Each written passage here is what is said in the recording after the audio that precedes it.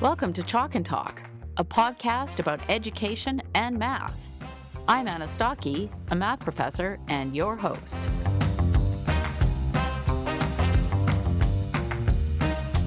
You are listening to episode 27 of Chalk and Talk. My guest in this episode is Dr. Pamela Snow. She is a cognitive psychology professor in the School of Education at Trobe University in Australia, renowned for her expertise in language and literacy instruction. My podcast generally focuses on math instruction, but as we heard in episode 20, there are some parallels with reading. Pamela co-established the Science of Language and Reading Lab at Trobe, which helps schools adopt well-established scientific approaches to improve how they teach children to read. I was really excited to talk to her about that, and I wonder if something similar could be established for math. Pamela demonstrates unwavering integrity. She sees school as a health intervention and effective language and reading instruction as a social justice issue. I would say the same is true for math. We cover a range of topics, including evidence-based approaches for teaching reading, the golden mean fallacy, foundational skills in reading and math, whether programs like the one at Trobe might start emerging in other universities, and a whole lot more. I admire her passion and the amazing work she's doing in Australia and globally, advocating for using evidence in education. I hope you love this episode. Now, without further ado, let's get started. I am honored to be joined by Dr. Pamela Snow today, and she is joining me from Australia. She is a professor of cognitive psychology in the School of Education at Trobe University. She is a registered psychologist and a qualified speech-language pathologist. She has previously worked in public health research, and she holds a PhD on acquired brain injuries from Trobe University.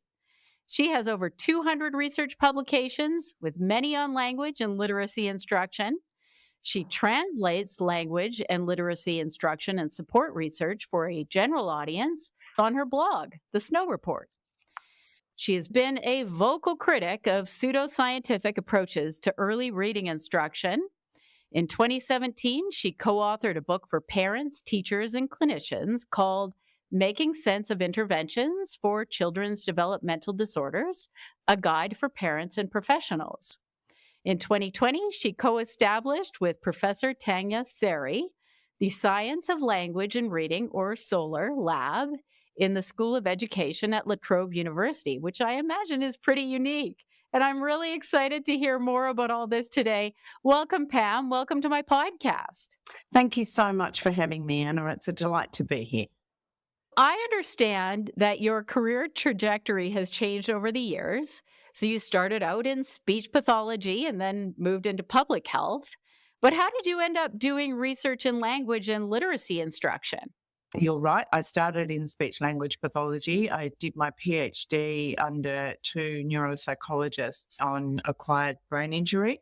And I worked in acquired brain injury as a clinician for 11 years, which was an incredible experience in itself, but continues to inform my knowledge of cognition and how we think about cognition and information processing, retrieval practice. After my PhD, I had to make some decisions about what I wanted to do. And in a nutshell, my decision was that I wanted to broaden my knowledge base and my skills. And I was fortunate to be appointed into a research fellow role. It was a conjoint appointment between the School of Psychology at Deakin University and the Australian Drug Foundation. Now, I think they were really courageous in appointing me, and maybe I was courageous in taking the position, but that opened doors for me to thinking about public health policy, and I started reconsidering my own discipline of speech pathology, which I felt was way too focused on individuals and didn't think enough at a population level. And I started to publish along those lines and tried to refocus, reorient speech pathology to have a position at the policy table at the population health level But in that role, I started reading about risk and protective factors in child and adolescent mental health because I was doing research on drug and alcohol prevention and education in schools. What really struck me was the literature on adolescent mental health and risk and protective factors. And I remember being struck by the fact that on a particular table that I was looking at in an article, there was a list of risk factors for adverse mental health problems and a list of protective factors. And at or near the top of the list of risk factors was academic struggle, poor academic achievement. And at or close to the top of a list of protective factors was academic success, the flip side of that. So that really got me thinking about the role of academic achievement in students' well-being. And wearing my speech pathology hat, that I started to think, well, what is it that promotes academic achievement? Well, you can't achieve academically if you're not reading and writing proficiently, if you're not on grade level in those skills. So why aren't we thinking about those things as a public health intervention? Why are we not thinking about this as something that's beneficial, essential to all children, that going to school, in a sense, is a public health intervention? Some children start further ahead than others by virtue of their preschool experiences, their home environments, and so forth. But really, school is a lever, or education is a lever that we can pull. There are a lot of levers that we can't pull very effectively, when it comes to what's going on in children's home environments and so forth. But we really can pull this lever, and why are we not pulling it more effectively? So that led me then to a couple of decades of research on young people in the youth justice system, young people in child protection, out-of-home care, and in alternative flexible education systems. So in a sense, metaphorically, I parked myself down at the bottom of the cliff within the ambulances to have a better understanding of those children who really, in multiple systemic ways, casualties, in a biopsychosocial sense, and get an understanding of what it might mean if we were building better fences at the top of the cliff. So through that research, I became more and more interested in the protective effects of high quality reading instruction in particular, education more broadly, but reading instruction in particular, and just became increasingly disappointed, I suppose, at what I found when I started turning over the rocks in that space, that there was very high variability. I'm talking about my context here in Australia, but this, of course, has applied in other first world industrialised English-speaking nations. Very high variability with respect to how we prepare teachers. Well, in fact, maybe not so much variability, but lots of gaps in that space, but high variability in terms of what schools were doing. So this seemed to me to just be perpetuating social injustice and social inequities. It's hard enough for a lot of children that they're starting from behind in a whole range of ways, but when they're getting to school, they're not on a trajectory away from those origins. There's just a perpetuating series of events. And then if you're a boy from a, shall we say, a chaotic, difficult home environment, and it's boys in particular, it's not exclusively boys, that have been covered in this research, and you don't make the transition to literacy in the first 3 years of school, you're going to be flagged as a kid with a behaviour problem. And then everything after that is going to have the word behaviour written on it. But there's good evidence to show that when we look at those children who are acting out and disruptive, they're in many cases not reading well. And what's the chicken and what's the egg? So I guess that's the sort of short, long story of how I landed where I am. You've got a lot of knowledge in cognitive science, neuroscience, how the brain processes information, which really helps you describe and explain and understand how students learn. and you sort of got involved in public health and policy. And so you see school as a public health intervention, and children not being given effective instruction in language and reading is really a social justice issue. Does that kind of sum it up? Absolutely. Summed up beautifully. When children are not being taught effectively in school, that can really put them behind the eight ball then, especially if they don't have someone at home to help them. So it's really the responsibility of society, schools, governments, et cetera, to make sure that children receive a good education in school, because it is a social justice issue. Is that how you see it? Absolutely. And I really rail against parent blame in the reading space. People sometimes say, and you hear this unfortunately sometimes from some education academics, well, parents need to do more. Parents need to read to their children more. It's kind of code for parents need to love their children to literacy and do our work for us. Well, of course, as a speech language pathologist by background, as a mother, as a grandmother, I love seeing adults reading to children, and I think it's tremendously important. And it's important for a whole range of reasons that hopefully are fairly self-evident. But we need to remember that A, that's not teaching children how to read, and B, not all parents are in a position to do that for a wide range of reasons. Some parents don't have very good literacy skills themselves.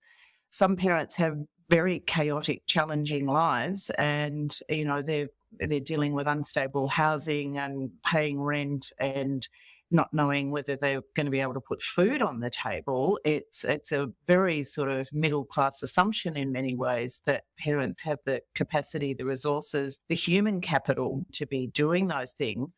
But why are we sending people to university for 4 years doing education degrees if we're not giving them specialised knowledge and skills that other people don't have, and then saying that it's parents' job? So I think we deprofessionalise teachers when we say that parents have to do more, and we contribute to the Matthew effect of the rich getting richer and the poor getting poorer if we think that it's on parents to shoulder that responsibility. Sure. And I have a similar pet peeve about math. I have heard this before, that the solution is to have parent nights, because parents have such negative attitudes about math and they pass that on to their children. And so the solution is to somehow get parents involving their children in math activities at home and speaking positively about math and that sort of thing. And I think, well, but it isn't a parent's job to teach a child math, right? That is the job of the schools. The parent blame thing really gets to me as well. Yes, I'm disappointed to hear that it applies as much in, well, we say maths in Australia, but I'm disappointed that it applies just as much in that space. Let's shift to evidence-based reading instruction, and maybe some of it will apply to math too, because that's what I always love to talk about. So I think the place to start is biologically primary and biologically secondary knowledge. So can you say a bit about that and how math and reading fit in? Absolutely. So I think this is a really important conceptual framework as a starting point. There are always some caveats around these frameworks, but this is the work of David Geary from, I think, the University of Missouri, who's written about biologically primary, biologically secondary skills.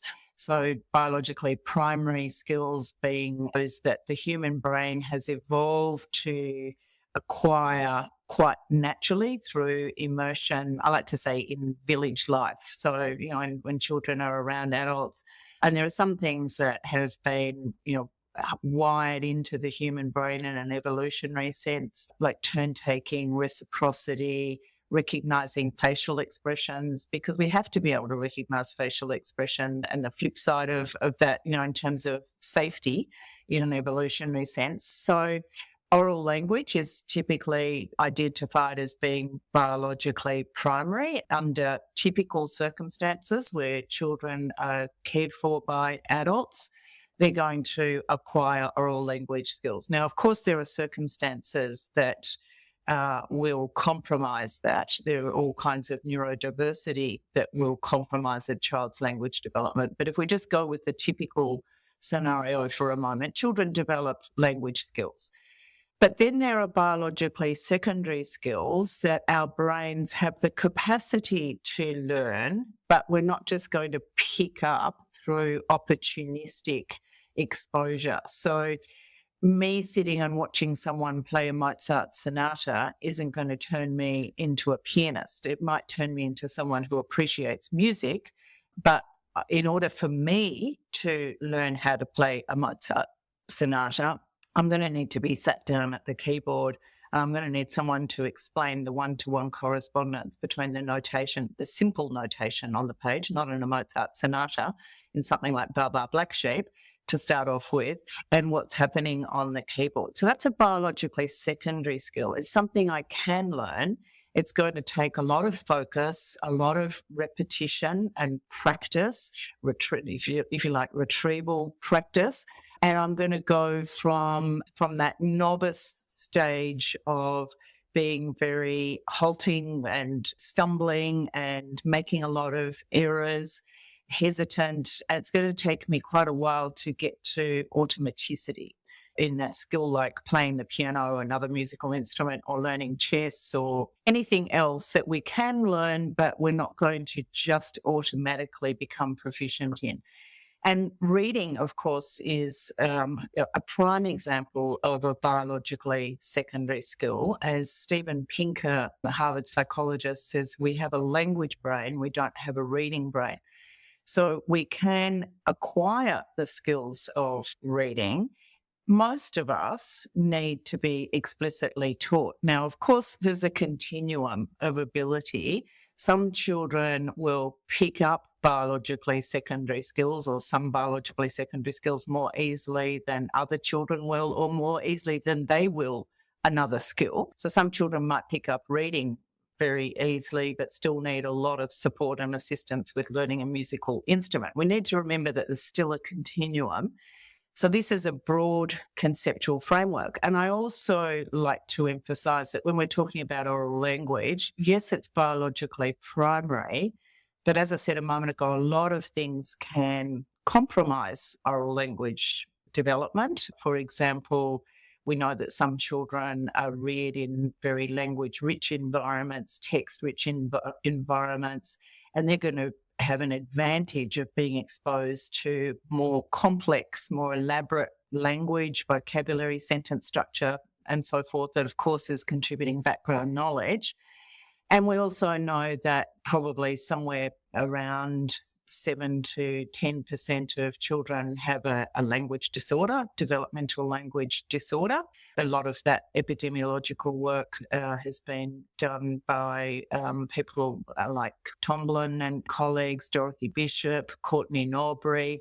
So, in fact, Courtney Norbury's work has shown that in a class of 30, there'll probably be 2 children who have a diagnosable developmental language disorder. And, of course, other children who maybe don't reach that cutoff but don't have strong language skills. When we talk about oral language skills being biologically primary, I think it's important to not say they're set and forget, because we need to be developing all children's language skills way beyond the kind of everyday tier 1 vocabulary that they acquire through their everyday lives. And we also need to remember that some children are going to have be facing struggles when it comes to their language skills, because of a language disorder, maybe children on the autism spectrum. There's a range of reasons that some children struggle with language. So it's not a simple binary of things over here we don't need to worry about, and things over here, the biologically secondary, we do need to worry about. We need to remember that there is a range of abilities in both, and we need to be thinking about what that means from an instructional perspective. Okay, so essentially reading something that has to be taught. Yes. And same with math. Yep, absolutely. And you mentioned David Geary, and I think he was on the National Math Advisory Panel, actually. Ah, that's interesting. There's a lot written about biologically primary and secondary knowledge in the National Math Advisory task reports. And so he was on that panel. And there's another David whose work I quote in this space too, and that's David Didow, who has written a very nice blog post for teachers. I can send you the link, Anna. It just explains that idea of biologically primary, biologically secondary for teachers. It distills David Geary's work quite nicely. Okay, so let's talk a little bit about reading, because how could I have you on and not talk about reading?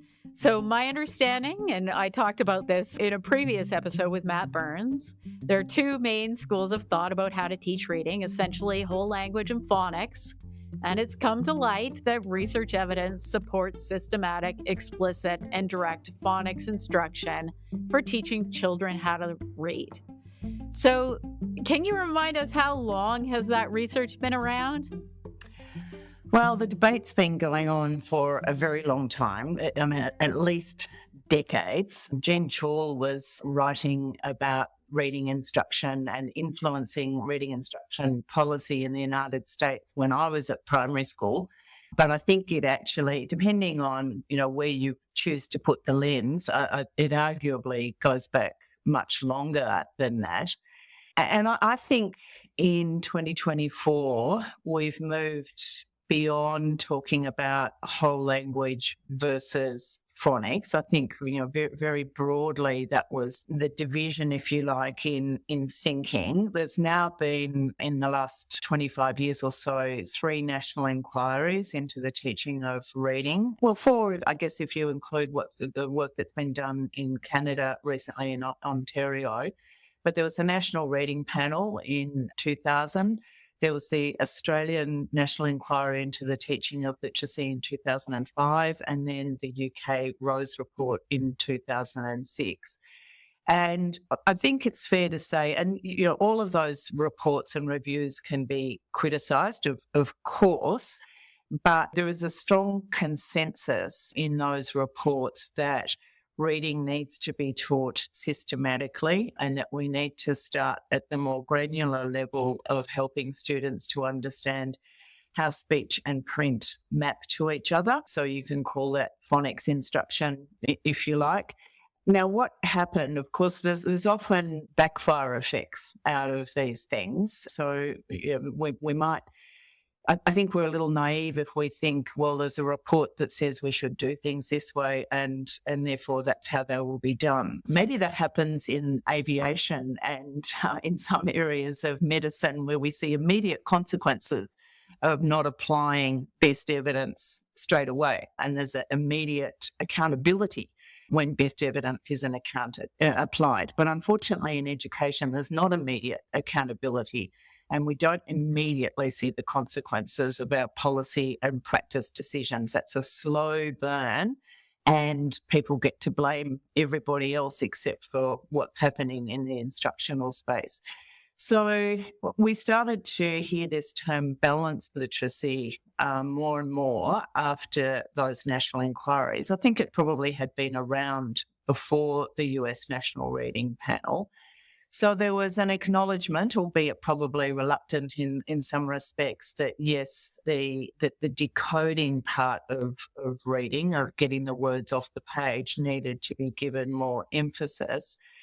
But what we saw really was a patch on whole language. So there was a reluctant acknowledgement that, yes, we'll put decoding in the mix. We'll put phonics instruction in the mix.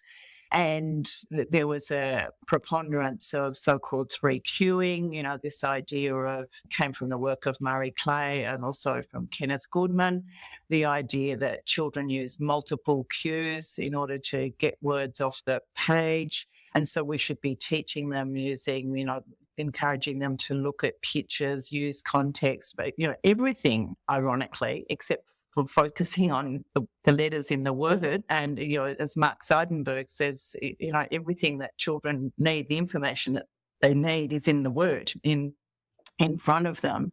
And this perpetuated really business as usual that was occurring before those inquiries, except teachers, I think, were given a false sense of assurance that, as long as they were doing some phonics, that their instruction was okay. But when we talk to teachers who were taught to teach that way, what we hear over and over again is, I knew that there were children who I should have been able to turn into readers who weren't becoming readers. And a lot of teachers experience terrible guilt and shame and regret when they look back on those children, who in many cases they can still name. They're so vividly etched in their memories. So it allowed business as usual to continue, and it allowed a number of the conditions that, of course, Emily Hanford has talked about in her Sold a Story podcast, the influence of big publishing houses on education. I think they've arguably had more influence on classroom practice than the body of research that we collectively refer to as the science of reading, unfortunately. It sort of sounds familiar to me because balance is a word that I hear a lot.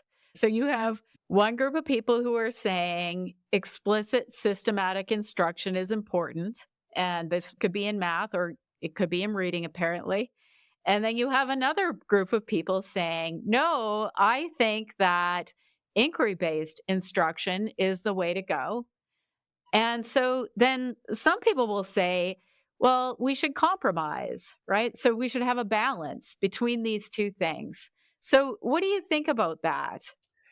I think that's an appeal to the golden mean fallacy. The idea that when there's tensions between two different points of view, that if we just meet in the middle, everything will be okay. We don't accept the golden mean fallacy in so many other areas of science and policy. And in fact, the application of the golden mean fallacy has really failed us, because 2 decades on, we're starting to get some shift in Australia, but no state or territory in Australia adopted the 20 recommendations of our national inquiry back in 2005. So that's, nearly 20 years ago. We opted instead for the fallacy of the golden mean, that we'll just put everything in the middle and produce a casserole of instruction. And as long as we can take the lid off the pot and see some phonics and see some vocabulary work and see some sentence structure work, then we'll be happy. And what's more, we'll say, well, the teacher is the cook in this kitchen, and it's up to the teacher. This was very strongly espoused in the writings of Kenneth Goodman, that the teacher is the expert in the classroom in front of their children. They should be empowered to make instructional decisions for their children. Now, yes, to a point, of course, that is correct, but we don't say to pilots, you just fly this thing the way that you think it should be flown. Don't worry about the safety checks that Boeing has produced and that the checklists and so forth from the aviation industry. You've flown lots of planes. You just fly it the way you think is best. We expect people in other professions to, in fact, swim between very narrow flags. And I think this is a paradox, Anna, because sometimes we hear from teacher unions, for example, that, we need to respect teacher autonomy and everybody else needs to step back and, let teachers teach and do their thing. But I think that seriously deprofessionalises teachers when we say that what they're doing is so unimportant that they can just choose their own adventure in the classroom. We don't say that to pilots. We don't say that to engineers. We don't say that to medical practitioners, to nurses, to allied health professionals. And in fact, we hold those professionals to a very high standard of accountability, and sometimes to the point of public exposure and naming and shaming, deregistration. There's all kinds of accountability consequences. So you can't have professional esteem if you're not also going to have professional accountability. And I think balanced literacy has contributed to a very unfortunate set of circumstances where we've told teachers that they can, as long as they're broadly doing a bit of all of these things, that their teaching is okay. And then we're going to have to uncomfortably kind of look the other way and shrug our shoulders when there's a significant proportion of children who don't succeed. Well, their parents should have read to them more when they were babies. There's not enough books in their homes. They're not trying hard enough. They're not ready. It's awful that teachers are put in that position of not being able to apply the best available evidence in the first place and identifying and supporting students who might be starting to fall behind.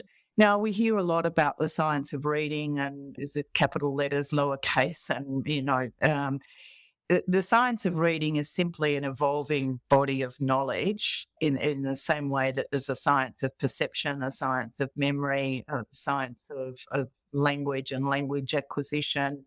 People try to diminish its importance and its translational significance because they don't always like the classroom implications and the knowledge that it means that teachers need to have about how language works. I often say under the bonnet, but for you, I'm going to have to say under the hood. And that's uncomfortable then for universities to have to ensure that pre-service teachers are given that knowledge. So we've kind of created a set of circumstances where I'm going to say, dumbed down the reading process because that's kind of convenient for the people who've been preparing teachers for classrooms. It works well for the big publishing houses to produce these nice-looking resources that are attractive to teachers and children and parents, and it works for some children. Great. But if we go back to thinking at a public health level, it needs to work for the overwhelming majority of children in the same way that road safety policy and laws and principles need to work for the overwhelming majority of road users. And it's interesting you mentioned this about it being said that we should just leave it up to teachers to decide what's best for their students, because you mentioned the Ontario Right to Read inquiry or Right to Read report, and things are slow going here in my province. So the Provincial Education Department in my province released principles that focus on classroom teachers being best placed to identify evidence-based strategies for instruction that meet the needs of their students, right? So in other words, there's no mandate or requirement or suggestion here to use evidence-based reading instruction in the province. And the program that I hear a lot about being used in Manitoba schools is reading recovery. So can you say a few words about that? So reading recovery came out of the work of Dame Marie Clay in New Zealand and in many respects, I guess, a highly successful export. I'd put successful in inverted commas there. It put New Zealand on the map, most certainly. And reading recovery came out of Marie Clay's PhD research on, she was looking at how children learn to read and looking at the so-called cues that children utilise when they're learning to read. And is an intervention for children who not on track after it's normally a year of what would have then been described as whole language instruction. Now it most typically would align with what we would refer to as balanced literacy instruction. I have a number of difficulties with reading recovery. I know that it's sincerely well-intentioned and that reading recovery teachers are sincerely well-intentioned. As a first principle, I would say no child should have to recover from their initial reading instruction. I think the use of the word recovery, is telling and problematic. I think having an instructional model that assumes a significant level of failure is problematic, and we almost need to perpetuate that level of failure to support the ongoing survival of the program. It's a wait to fail approach, but it's more of the same that failed those children in the first place. So if we're not applying explicit teaching of how speech and print map to each other, what we now would refer to, I think, more accurately, thanks to the work of Linnea Airy, as orthographic mapping. So we're getting those words knitted into children's long-term memories in terms of their pronunciation, their spelling, and their meaning. That's what it means to have a word orthographically mapped. So your brain's not straining every time it sees that word. It's got it in its long-term memory. And of course, that contributes to automaticity and fluency. But the kind of reading instruction that children are exposed to when reading recovery is the intervention, they're not instructional practices that are promoting that orthographic mapping process in the first place. So we're providing suboptimal instruction and then following that up with more of the same suboptimal intervention.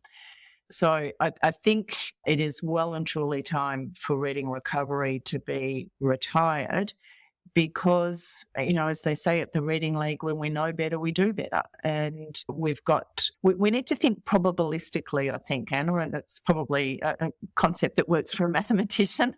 We need to say on the balance of probabilities, what are the instructional approaches that are going to get the vast majority, 90 to 95% of children across the bridge in the first 3 years of school from doing something that's biologically primary, using oral language, to something that's biologically secondary, remembering that English has a relatively more dense orthography, so our writing system is one that is complex for historical reasons because we've borrowed so many words and their spellings from so many languages going, particularly back to Anglo-Saxon invasions, Viking invasions, and there was the Norman invasion. So we've got a large number of French words. A lot of words came into English from Latin via French. We've got Greek words. We've got words from a number of other languages as well.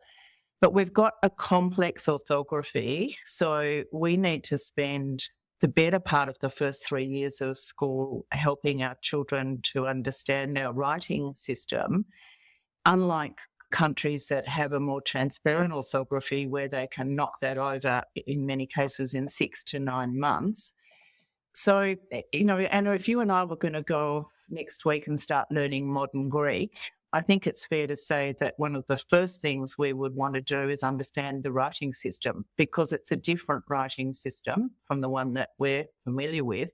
And we're not going to get anything off the page. Doesn't matter how good our spoken Greek vocabulary is. We might be fluent in modern Greek, but if we want to learn to read and write in modern Greek, we're going to have to master that writing system. We're going to have to understand the correspondences between speech and print.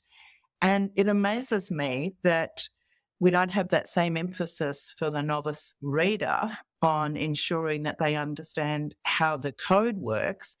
And we don't appreciate the efficiency of focusing on that early as a way of opening doors to reading comprehension. Because I think it's pretty sad, and I saw this a lot in my youth justice research, to be looking at 14-year-olds who are facing a closed door when it comes to reading comprehension because they can't get words off the page. And I think this is the nub now of the tension between balanced literacy and what I'm going to call structured explicit literacy teaching, because it's way more than phonics. But this is the essential tension, this idea that we should be explicitly teaching 5-year-olds how their writing system works. Now, we need to remember that there is this thing called statistical learning, and we want to maximise opportunities for statistical learning, that children, once they've mastered enough of the code and are getting enough print exposure, will draw inferences about phoneme-grapheme correspondences that they haven't encountered before, and they'll have a go at getting words off the page and they'll mispronounce them. And if they've got the word in their oral language vocabulary, they've got a fighting chance of, inferring what that correspondence is. But why wouldn't we be giving children a transferable set of tools to approach their writing system right from the outset? Why are we going to leave it to chance and hope? Because that's not going to work for the vast majority of children. Okay, so as you were talking, it reminded me a lot of foundational skills in math. It's very important that children know some things automatically. You kind of have to build math up. It's very cumulative. There's been a de-emphasis on some foundational skills like memorizing times tables. Some people refer to these types of things, the practice and that type of thing, as drill and kill. And what happens is it's very hard for children to solve complex problems because they don't have these foundational skills. So it sounds sort of similar. It's probably all from the same school of thought. Very much so, very much coming from the idea of inquiry-based learning, the mantra that children value what they learn for themselves and that they'll remember better things that they discover for themselves. I've never seen any actual evidence for that. But the problem is if we're taking an inquiry-based approach to these foundational skills, we're producing something that looks like Swiss cheese in terms of, classroom data and also in terms of children's individual skills. And we're not taking responsibility as the teachers for what children are learning. And we're doing this on their instructional time. This instructional time belongs to children. And I think that's a really important ethical principle in education policy, that we have to think really carefully about how we use this valuable, precious window that children can't get back again. It's not for us to be doing experiments on children or applying ideologies that are more pleasant and attractive to us. Perhaps it would be nice if just reading lots of beautiful books to children turned them into readers. Unfortunately, it doesn't. And that's a reality that we have to grapple with. And it's on teachers and schools and education systems to ensure that that success is provided to all children, not just the ones who, by virtue of a range of, if you like, biopsychosocial advantages, are going to get there anyway, because we know that there's a proportion of children who are going to get there or they're going to do better. Yeah, and I really like what you said about respecting children's time, that they only have so much time in school. That time should be used effectively. And parents are sending their kids to school and they're putting their trust in the education system. I think the same thing happens in math. Let's give them complex problems that sound interesting and that will get them excited about math. When if we would just spend the time on those foundational skills, we'd get them to the point where they could do those problems. That's right. And children love learning skills. They love the sense of mastery that learning skills gives them. And then, yes, I imagine in maths, in the same way with reading, they can do some self-teaching, that they get to generalize some principles from some core knowledge and skills that they have acquired. But it sort of comes back to another thing you were talking about. And I mean, I've talked to lots of teachers educated in many different provinces, states, countries, and I keep hearing the same thing, that most teacher education programs focus on inquiry or constructivism, and very few teach about the science of learning. So, does that ring true to you? Very much so, unfortunately, and I think it's sad that I sometimes use the example of someone wandering onto a university campus and stopping a stranger and saying, "I'm looking for the building where people study how children learn." I presume that would be the education faculty. Sadly, in most cases, it's not. Education faculties, I think, have become kind of, in many cases, de facto sociology faculties. Now, of course, there's an important role for sociology in education and a sociological lens over the societies in which children are being educated and social, political, cultural influences on our lives. But sadly, if I'm looking for the people who study how children learn, I'm probably looking for the cognitive psychology department. And it's probably on both of those disciplines that there hasn't been perhaps enough discourse and sharing of knowledge. I think in some respects there has been a mindset in some education faculties that knowledge that hasn't come from education disciplines is out of scope. And I think that's unfortunate. I taught for 10 years in a medical program. I was responsible for teaching a lot of the psychology and ethics and communication skills part to undergraduate medical students. Now, if we took out the non-medical practitioners and the non-medical research out of a medical program, it would be pretty thin in terms of what was left, because in medicine, there's an understanding that we draw on knowledge from a very broad range of disciplines: microbiology, pharmacology, biochemistry, physiology, psychology, sociology. So I think this thinking that if the research wasn't done by an education academic who had, first of all, been in the classroom as a teacher, that this research is not worth looking at. I think that kind of closed thinking is very unhelpful. And again, it contributes to a deprofessionalising of education, because that's not how other professions operate. Other professions very much operate in an interdisciplinary space and look at how knowledge from different disciplines and different paradigms can enrich their work. And I'd like to see that happening much more in education. And you actually co-established, though, a science of learning lab at your university, right? And you're in the faculty of education there. Correct. So how did that happen? Can you tell us a bit about that? So it's the Science of Language and Reading Lab, the SOLAR Lab, that my colleague Tanya Seri and I established. It's probably been the result of some fortunate planetary alignments, I think, Anna. Our Dean, Professor Joanna Barbusis, is very strongly in favour of a learning sciences approach to everything that we do in the School of Education at La Trobe. Now, we also have a strong social justice lens and a lens looking at impactful pedagogies, which of course is closely related to the science of learning.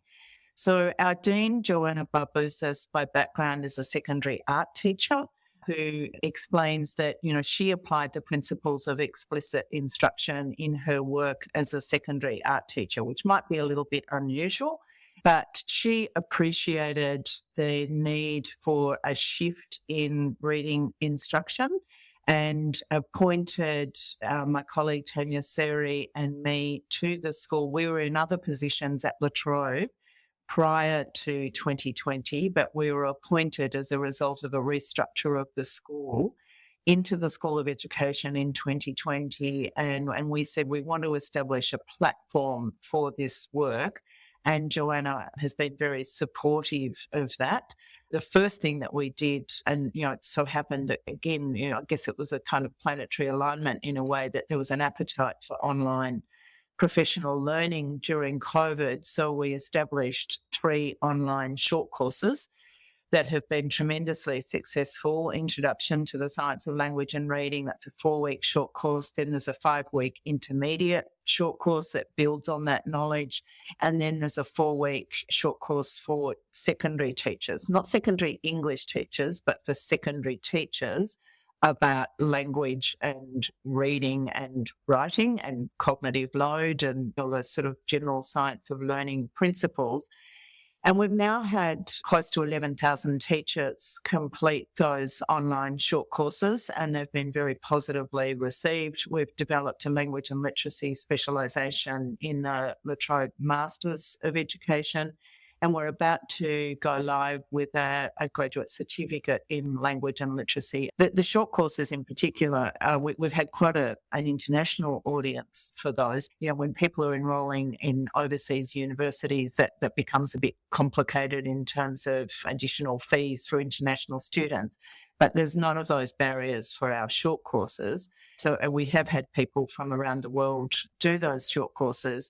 And the feedback from the teachers has overwhelmingly been that this is profoundly helpful knowledge, but why wasn't I taught this in my pre-service education?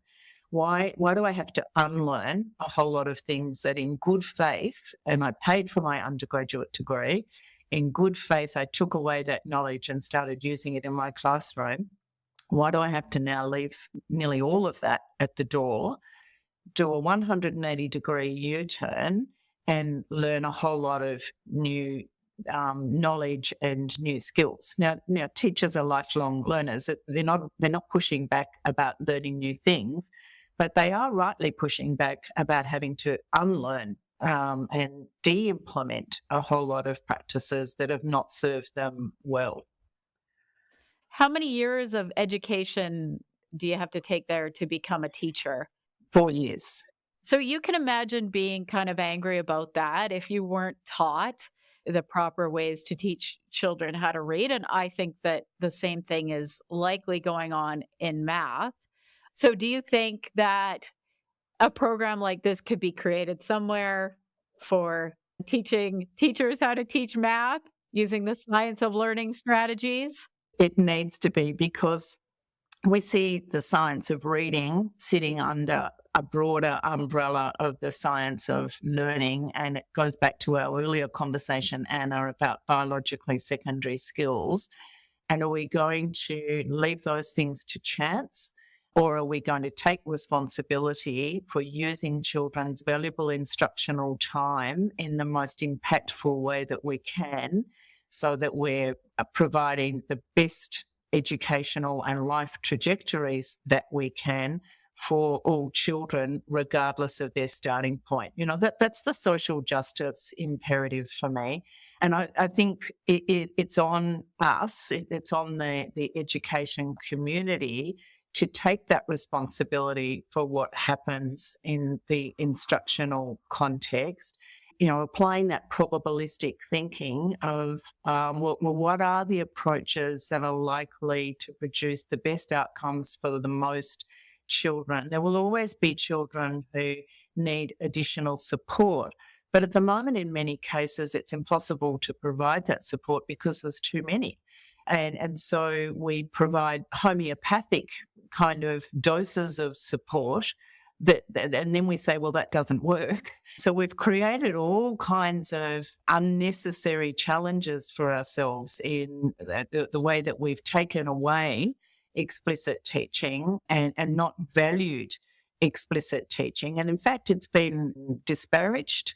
And some teachers have said to me that when they started of their own accord to teach more explicitly in literacy and numeracy, they felt like they were cheating. They felt like they were cutting corners because their children were meant to be discovering these things for themselves. And here they are standing in the classroom and actually teaching them. And they hoped that no one saw because that was cheating. Okay, so whose role is it to make sure that this happens?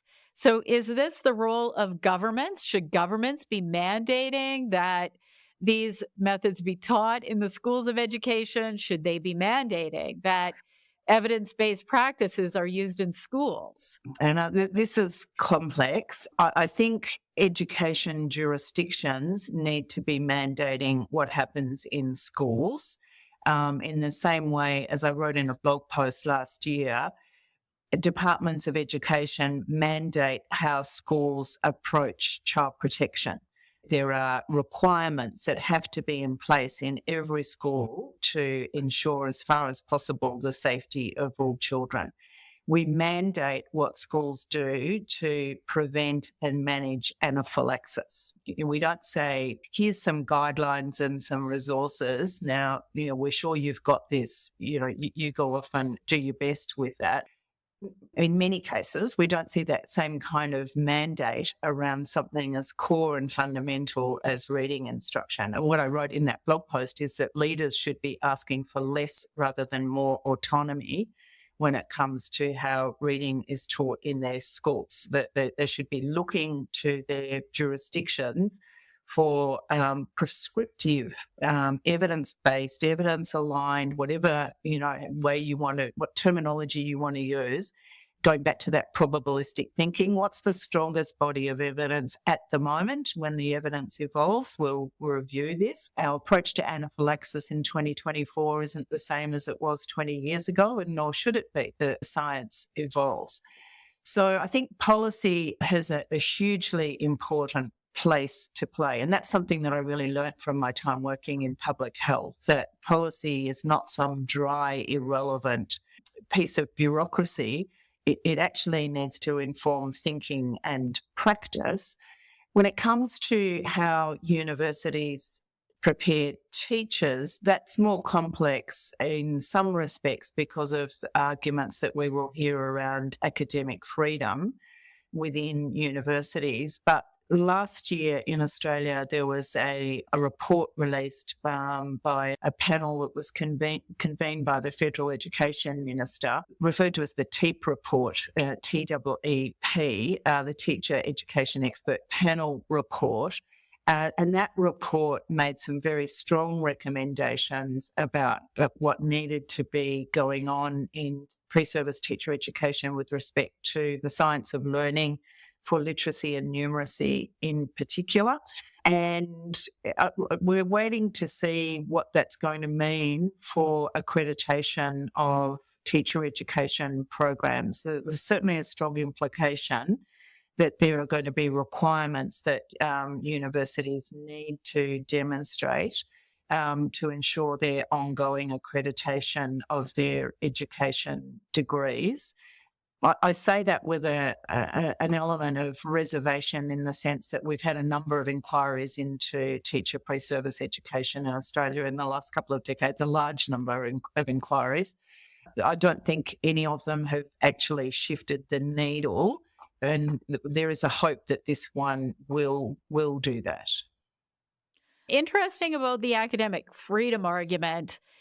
I'm not so sure it applies. I'm given a calculus curriculum that I have to teach. I can't decide that I'm not going to teach derivatives or something like that. Like, that is part of the curriculum and that is my job to teach it, right? I mean, I can decide what research I want to do, and the university can't tell me that I can't do that research. But certainly when it comes to topics that I have to teach, that's sort of mandated. It's a tricky one, and I think the academic freedom card is overplayed in this space. And some of the pushback against this report last year came from education academics saying, well, who is the federal government going to go after next? Are they going to go after engineering degrees? Are they going to go after medical degrees? And of course, the answer to that question is no, because those disciplines have honoured their social contract with the community by preparing their undergraduates according to the latest available evidence. We're not hearing public debate about nursing degrees, for example, or about engineering degrees or about medical degrees. Now, yes, there will be, at the margins, there will be differences between different university degrees, and some will have relative strengths in some areas and so forth. But we're confident as a community that people in those disciplines are being prepared according to what the community would expect to be evidence-based principles. And the community, unfortunately, can't have that same level of confidence when it comes to teacher initial education. Here, the government licenses the teachers. So conceivably, the government could say, if the teacher hasn't taken a course on the science of learning, that we won't license the teacher. And then that would cause the universities to offer a course on the science of learning. Yes, yeah. But there's all kinds of ways, as you know, that this can be gamed in a sense, and, compliance checks that are not very rigorous, and people saying that they're doing one thing, but, they're being drift and fidelity issues in actual practice. So if we're going to get this right, we need to take it very seriously and invest in additional resourcing for universities to meet those requirements. But we're also going to need to invest in the fidelity aspects over the long term, because changing human behaviour is probably the most difficult endeavour of all. And I often say the forces of nature favour homeostasis. They favour things being the way they've always been. And it's difficult to effect change. We're very pleased at La Trobe to have been the first mover in Australia when it comes to reading instruction. We don't actually want to be alone, though. We don't want to be the unicorns. We want to be part of a thriving academic community nationally and ideally internationally, where we're lifting each other up and challenging each other to be doing better and better in this space. So we haven't done this just to be different from a marketing perspective. We've done it because we want this to be where all universities are operating. Yeah, and what you're doing is amazing. And I hope that other education programs, other universities can follow your lead and do the same thing, because teachers don't want to go into schools and not be specialists in how children learn. They want to go into schools and they want to do a good job. And it is a responsibility of the universities to give them that education. And also for the children, the many, many children that are impacted by just one teacher. Exactly. And at the end of the day, it's all about the children. But I think we also need to think about teacher wellbeing and teacher professional self-esteem and self-efficacy. We have a high attrition rate in Australia after 5 years in teaching. So why are we burning out, people in their 20s? And I think a lot of that comes down to the fact that they don't feel adequately prepared to be in the classroom. Why are we burning out young people and not ensuring their longevity and their sense of professional well-being and self-efficacy by better preparing them for their workplaces? We're not doing that in nursing and medicine and engineering. Why is that happening in education? Some people will say, well, schools need more money and so forth. Yes, more money is always nice, but there's a fixed cost associated to having a teacher in a classroom in front of a group of students, and we're going to deal with that cost regardless, and we can be doing a better job of preparing teachers for that workplace. Another thing I read, one of the quotes in the paper here, was something about systematic phonics instruction just benefiting children with dyslexia, and that perhaps it harms or it doesn't work for higher performing students. Is that true? Does that make sense? All children have to master the same writing system in English. There's only one writing system and all children need to master that. Now, if we think again in public health terms, we should be using the most impactful approach to get the vast majority of students across that bridge in the first instance. Some children, yes, arrive at school with more code knowledge than others. It's easy sometimes to overestimate, in fact, how much code knowledge those children have. They look relatively better than the children with no code knowledge. There's a lovely quote from Pamela Snow and Connie Jewell, and it's something like effective teaching of phonics is beneficial to all children, essential for some and harmful to none. So no children are going to be harmed from having a more detailed, explicit understanding about how their writing system works. But if our mainstream teaching approach is balanced literacy, it's not okay to then roll out systematic synthetic phonics for our struggling learners for a whole range of reasons. The principal one being that these are students who are already struggling and confused about how their writing system works. If we take them out and give them small group or individual instruction that is completely different from what they're experiencing in the classroom. So in the classroom, they're being told to use context, look at pictures, think about what kind of word could work here. Then we take them out and give them systematic synthetic phonics and say, no, focus on the letters and sounds, blend through the words. And then they go back in the classroom and they're being told, no, have a look at the picture, think about what, does it sound right? Does it make sense? So we're more deeply confusing our most vulnerable students when we do that. And I think response to intervention is a very valuable framework for schools and teachers to say, okay, what are we doing? If we think in the tiers of instruction, what does tier one look like? How can we optimize tier one so that we're minimizing the number of students? And again, this is a public health framework. RTI is designed to prevent reading difficulties. I actually think, some children end up with a label dyslexia officially or unofficially who are in fact instructional casualties. And I think that's really unfortunate. The name just escapes me, but somebody famously said, we're all born dyslexic and some of us get over it. And maybe that same could be said for dyscalculia. We're all born dyscalculic and some of us get over it. So I think it's more helpful to say, what is our approach to tier one instruction?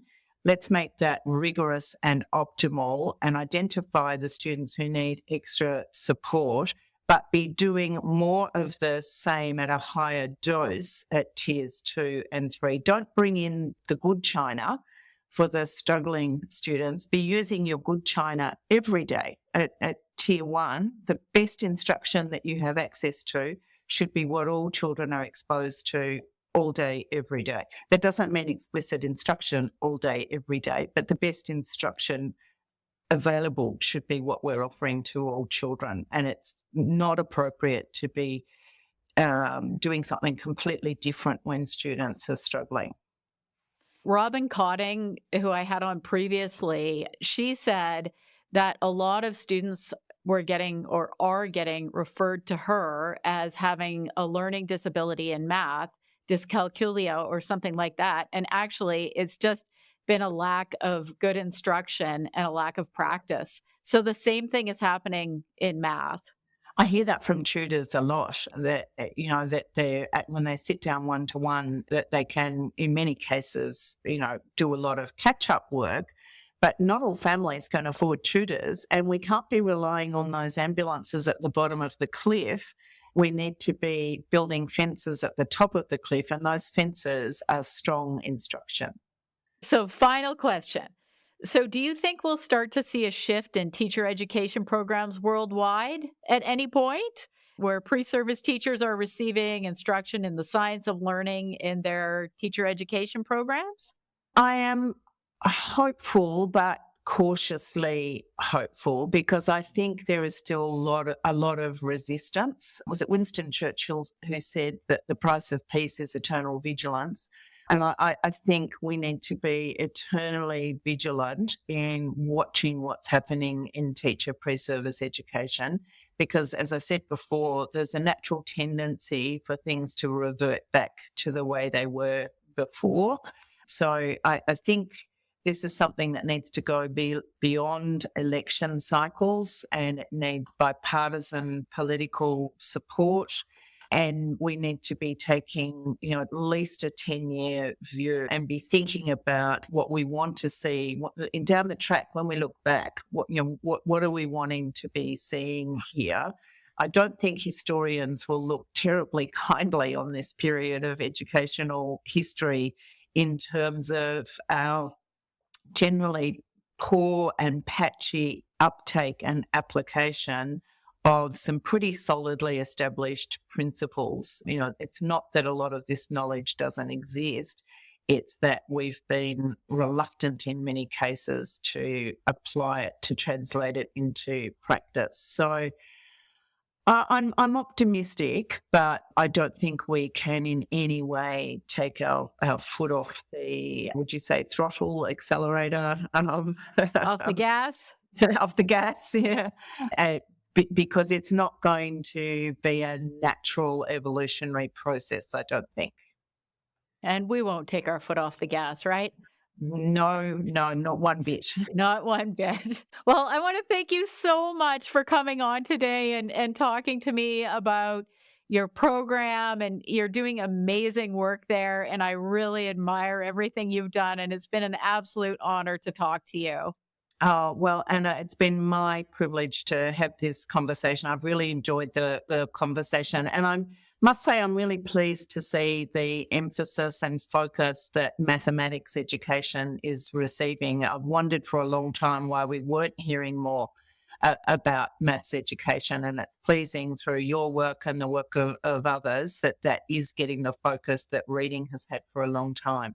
You bet, and we'll keep it up. Thank you. Keep it up. Thanks, Anna.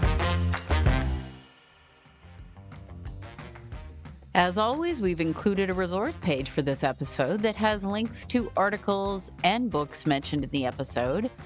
If you enjoy this podcast, please consider showing your support by leaving a 5-star review on Spotify or Apple Podcasts.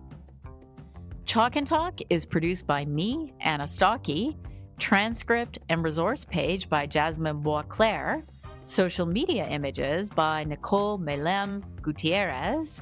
Subscribe on your favorite podcast app to get new episodes delivered as they become available. You can follow me on X for notifications or check out my website, annastokke.com, for more information. This podcast received funding through a University of Winnipeg Knowledge Mobilization and Community Impact Grant funded through the Anthony Swady Knowledge Impact Fund.